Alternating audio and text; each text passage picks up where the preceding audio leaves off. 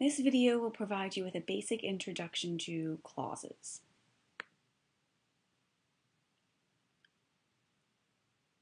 A clause is defined as a group of words that contains both a subject and a verb.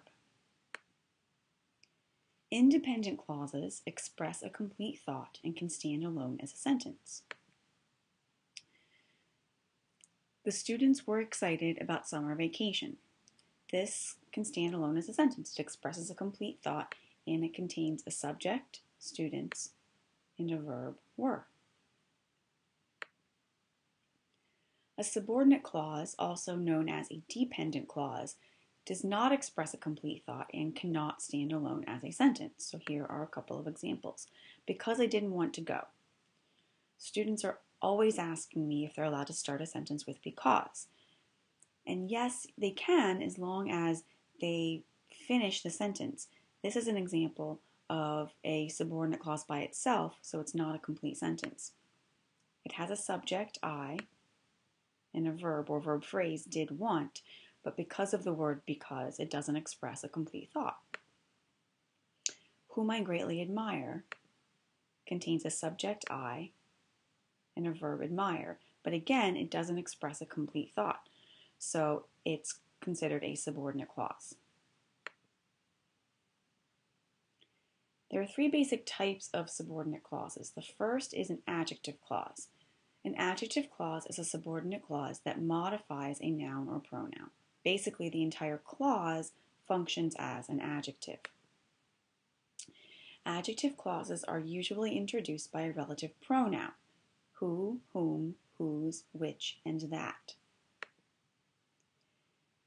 The flute is the only instrument that I know how to play. In this sentence, that is our relative pronoun. The underlined portion is the relative clause, and the entire clause modifies instrument. It tells us more about instrument.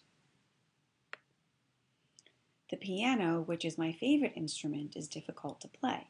In this sentence, which is the relative pronoun, the underlying word group is the adjective clause, and the entire clause modifies the noun piano.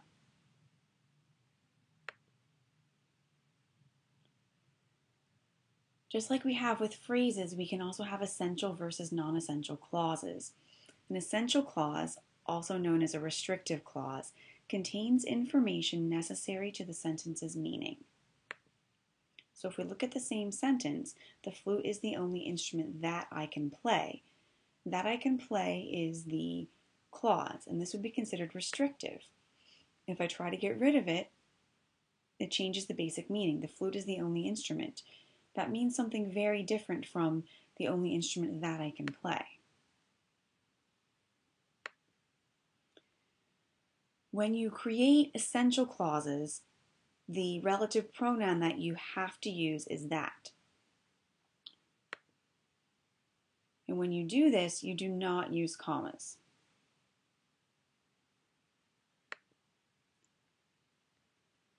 A non-essential clause, also known as a non-restrictive clause, contains information that can be omitted without affecting the sentence's basic meaning. So here's that same example. The piano, which is my favorite instrument, is difficult to play. If I delete the clause, I'm left with the piano is difficult to play. Essentially means the same thing. The clause, which is my favorite instrument, it adds information, but when I take it away, it doesn't alter the basic meaning of the sentence. Use which to introduce non-essential clauses. And you do use commas with non-essential clauses. The commas are a signal that you can take the information out, and it doesn't change the meaning. The next type of clause is an adverb clause. An adverb clause is a subordinate clause that modifies a verb, an adjective, or an adverb. In other words, it's a clause that functions just as an adverb would. Before you drink that milk, make sure it has not expired. In this sentence, before is what's called a subordinating conjunction. More on that in a moment. You is the subject. Drink is the verb. This entire clause functions to modify the verb make. It tells us when to make sure it has not expired.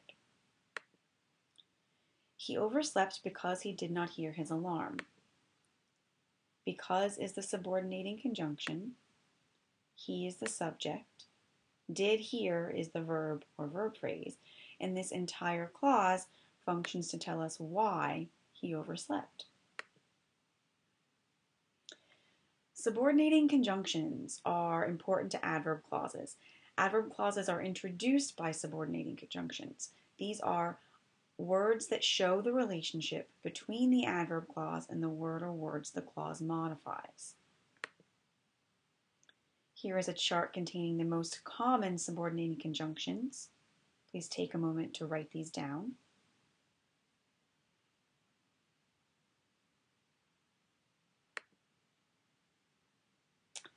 It's important to note here that many of the words that are subordinating conjunctions can also function as prepositions. As always, you have to look at how the word is functioning in the sentence. If the word is a subordinate clause, there will be a subject and a verb after it. If the word is a preposition, introducing a prepositional phrase, then it will contain an object of a preposition. So let's look at a couple examples.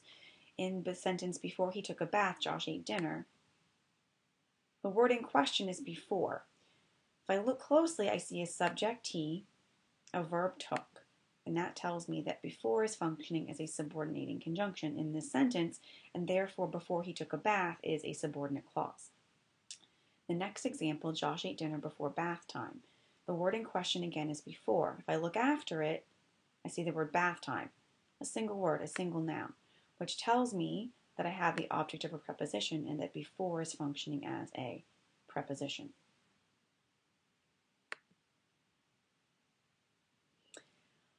Rules for punctuating adverb clauses. When the adverb clause comes at the beginning of the sentence, set it off from the rest of the sentence with a comma. Because we had not studied the material, we did not perform well on the test.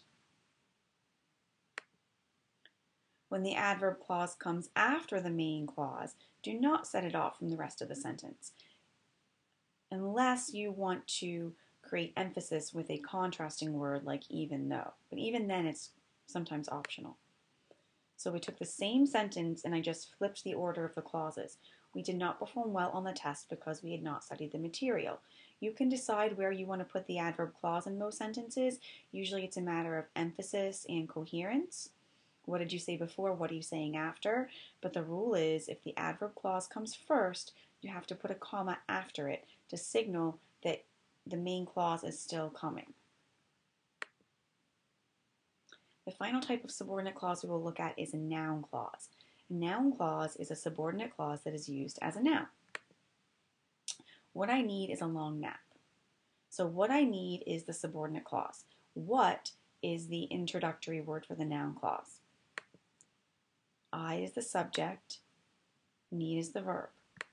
This entire clause is functioning as the subject of the sentence. What I need is a long nap. She believes that her mother is a wonderful cook. The subordinate clause is underlined. That is the introductory word. Mother is the subject. Is the verb. This entire clause functions as the direct object of the verb believes. What does she believe? That her mother is a wonderful cook.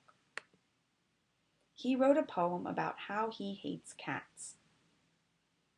The noun clause is how he hates cats. How is our introductory word.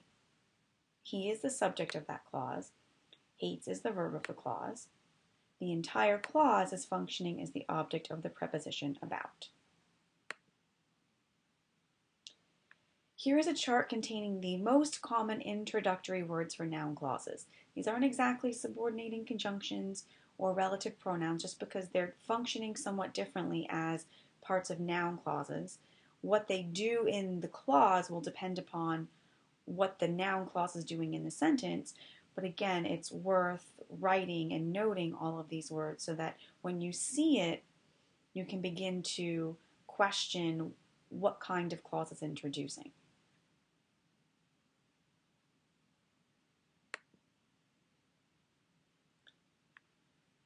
When you are using a noun clause, you will not be setting it off from the rest of the sentence with commas because their function as noun clauses makes them essential to the sentence. So unlike we have with adjective and adverb clauses, they're integral to the meaning. If I take it away, I'm going to be somehow not expressing a complete thought. So here are some identification tips.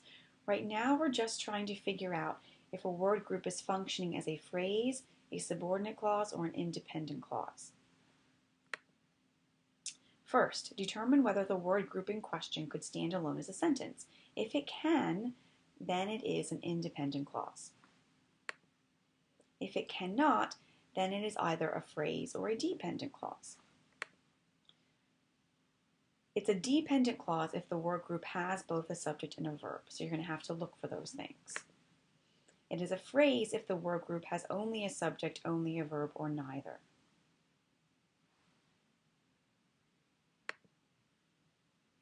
So here's a little practice exercise.